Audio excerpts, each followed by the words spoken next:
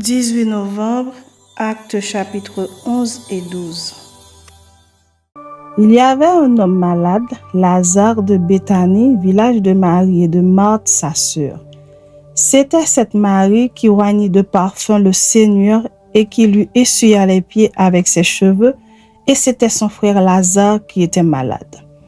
Les sœurs envoyèrent dire à Jésus, « Seigneur, voici celui que tu aimes est malade. » Après avoir entendu cela, Jésus dit, « Cette maladie n'est point à la mort, mais elle est pour la gloire de Dieu, afin que le Fils de Dieu soit glorifié par elle. » Or Jésus aimait Marthe et sa sœur et Lazare.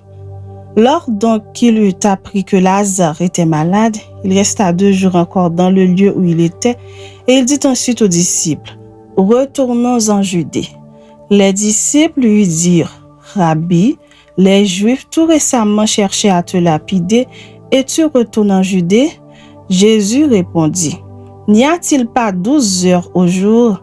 Si quelqu'un marche pendant le jour, il ne bronche point parce qu'il voit la lumière de ce monde.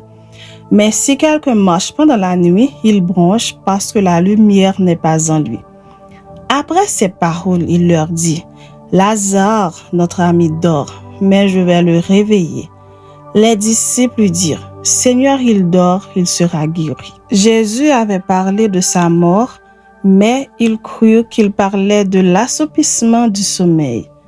Alors Jésus leur dit ouvertement, « Lazare est mort, et à cause de vous, afin que vous croyiez, je me réjouis de ce que je n'étais pas là. Mais allons vers lui. » Sur quoi Thomas, appelé Didyme, dit aux autres disciples, « Allons aussi afin de mourir avec lui. » Jésus étant arrivé, trouva que Lazare était déjà depuis 4 jours dans le sépulcre. Et comme Béthanie était près de Jérusalem, à 15 stades environ, beaucoup de Juifs étaient venus vers Marthe et Marie pour les consoler de la mort de leur frère. Lorsque Marthe apprit que Jésus arrivait, elle alla au-devant de lui, tandis que Marie se tenait assise à la maison. Marthe dit à Jésus, « Seigneur, si tu eusses été ici, mon frère ne serait pas mort. Mais maintenant même, je sais que tout ce que tu demanderas à Dieu, Dieu te l'accordera. » Jésus lui dit, « Ton frère ressuscitera. » « Je sais, lui répondit Marthe, qu'il ressuscitera à la résurrection au dernier jour. » Jésus lui dit, « Je suis la résurrection et la vie. Celui qui croit en moi vivra quand même il serait mort. Et quiconque vit et croit en moi ne mourra jamais. Crois-tu cela? » Elle lui dit, « Oui, Seigneur, je crois que tu es le Christ, le Fils de Dieu qui devait venir dans le monde. » Ayant ainsi parlé, elle s'en alla. Puis elle appela secrètement Marie, sa sœur, et lui dit, « Le Maître est ici et il te demande. » Dès que Marie eut entendu, elle se leva promptement et alla vers lui. Car Jésus n'était pas encore entré dans le village, mais il était dans le lieu où Marthe l'avait rencontré. Les Juifs qui étaient avec Marie dans la maison et qui la consolaient, l'ayant vue se lever promptement et sortir, la suivirent et disant, « Elle va au sépulcre pour y pleurer. » Lorsque Marie fut arrivée là où était Jésus et qu'elle le vit, elle tomba à ses pieds et lui dit, « Seigneur, si tu eusses été ici, mon frère ne serait pas mort. » Jésus la voyant pleurer, elle et les Juifs qui étaient venus avec elle frémit en son esprit et fut tout ému.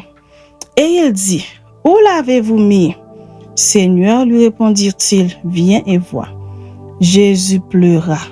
Sur quoi les Juifs dirent, « Voyez comme il l'aimait. » Et quelques-uns d'entre eux dirent, « Lui qui a ouvert les yeux de l'aveugle, ne pouvait-il pas faire aussi que cet homme ne mourût point? » Jésus, frémissant de nouveau en lui-même, se rendit au sépulcre.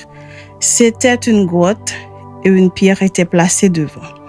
Jésus dit, « ôtez la pierre. » Marthe, la sœur du mort, lui dit, « Seigneur, il sent déjà, car il y a 4 jours qu'il est là. » Jésus lui dit, « Ne t'ai-je pas dit que si tu crois, tu verras la gloire de Dieu? » Ils ôtèrent donc la pierre, et Jésus leva les yeux en haut et dit, Père, je te rends grâce de ce que tu m'as exaucé.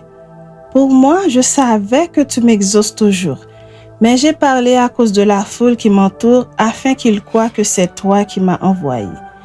Ayant dit cela, il cria d'une voix forte, « Lazare, sort !»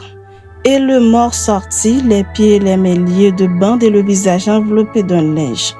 Jésus leur dit, « Déliez-le et laissez-le aller. » Plusieurs des Juifs qui étaient venus vers Marie et qui virent ce que fit Jésus crurent en lui. Mais quelques-uns d'entre eux allèrent trouver les pharisiens et leur dirent ce que Jésus avait fait. Alors les principaux sacrificateurs et les pharisiens assemblèrent le Sanhédrin et dirent, « Que ferons-nous? Car cet homme fait beaucoup de miracles. Si nous le laissons faire, tous croiront en lui et les Romains viendront détruire et notre ville et notre nation. » L'un d'eux, Caïphe, qui était souverain sacrificateur cette année-là, leur dit, « Vous n'y entendez rien.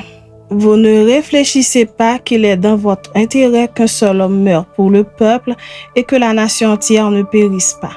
Or, il ne dit pas cela de lui-même. Mais étant souverain sacrificateur cette année-là, il prophétisa que Jésus devait mourir pour la nation. Et ce n'était pas pour la nation seulement. C'était aussi afin de réunir en un seul corps les enfants de Dieu dispersés. Dès ce jour, ils résolurent de le faire mourir. C'est pourquoi Jésus ne se montra plus ouvertement parmi les Juifs, mais il se retira dans la contrée voisine du désert, dans une ville appelée Éphraïm, et là, il demeurait avec ses disciples.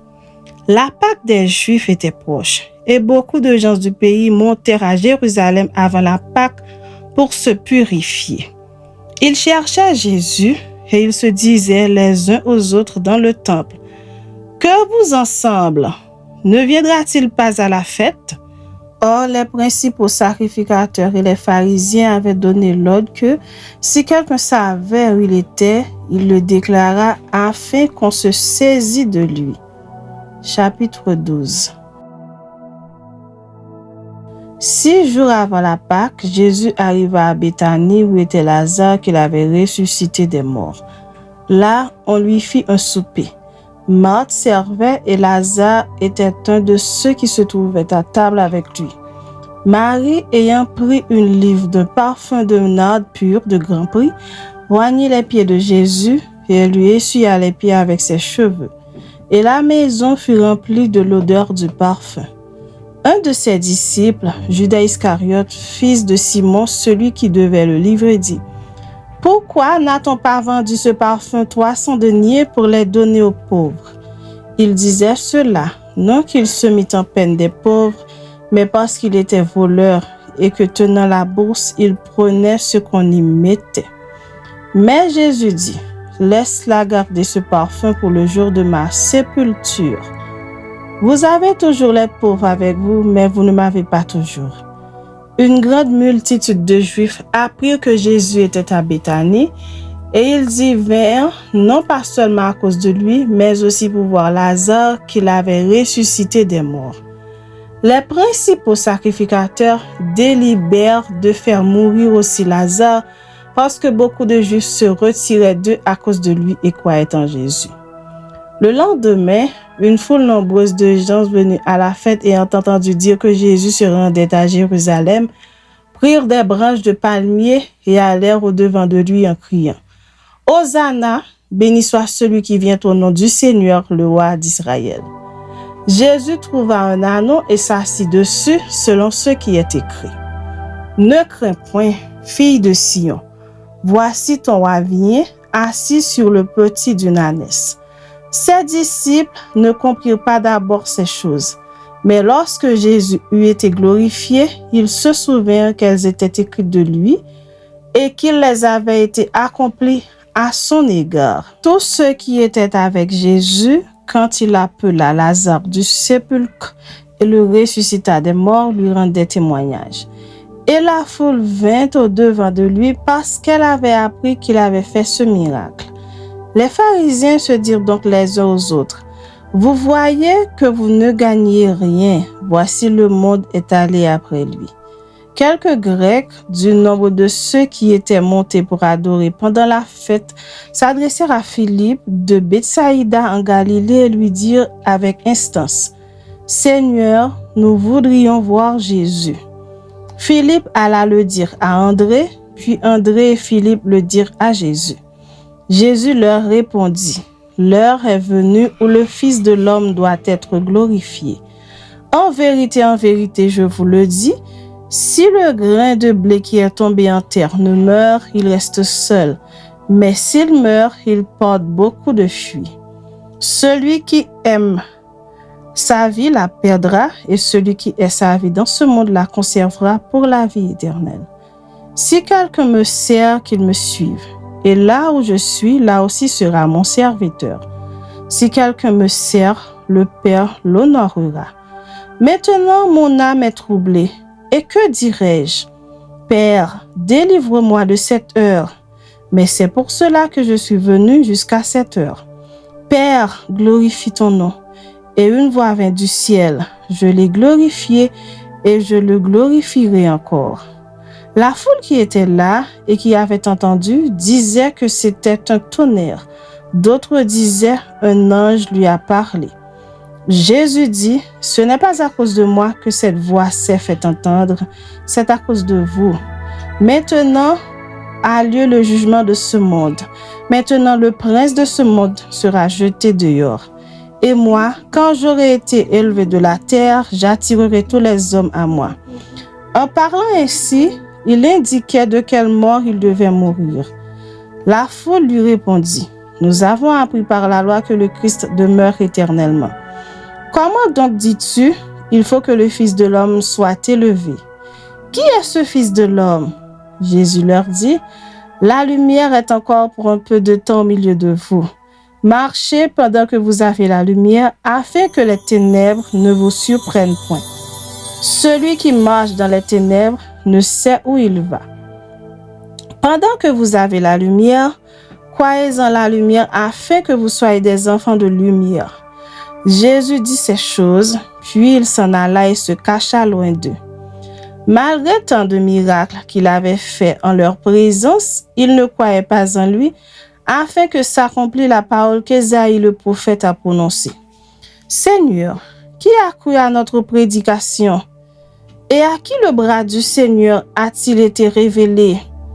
Aussi ne pouvait-il croire parce qu'Ésaïe a dit encore: il a aveuglé leurs yeux et il a endurci leur cœur de peur qu'ils ne voient des yeux, qu'ils ne comprennent du cœur, qu'ils ne se convertissent et que je ne les guérisse. Ésaïe dit ces choses lorsqu'il vit sa gloire et qu'il parla de lui. Cependant, même parmi les chefs, plusieurs crurent en lui. Mais à cause des pharisiens, il n'en faisait pas l'aveu dans la crainte d'être exclus de la synagogue, car ils aimèrent la gloire des hommes plus que la gloire de Dieu. Or Jésus s'était écrié: celui qui croit en moi, croit non pas en moi, mais en celui qui m'a envoyé. Et celui qui me voit, voit celui qui m'a envoyé. Je suis venu comme une lumière dans le monde, afin que quiconque croit en moi ne demeure pas dans les ténèbres. Si quelqu'un entend mes paroles et ne les garde point, ce n'est pas moi qui le juge, car je suis venu non pour juger le monde, mais pour sauver le monde. Celui qui me rejette et qui ne reçoit pas mes paroles à son juge, la parole que j'ai annoncée, c'est elle qui le jugera au dernier jour. Car je n'ai point parlé de moi-même, mais le Père qui m'a envoyé m'a prescrit lui-même ce que je dois dire et annoncer. Et je sais que son commandement est la vie éternelle. C'est pourquoi les choses que je dis, je les dis comme le Père me les a dites.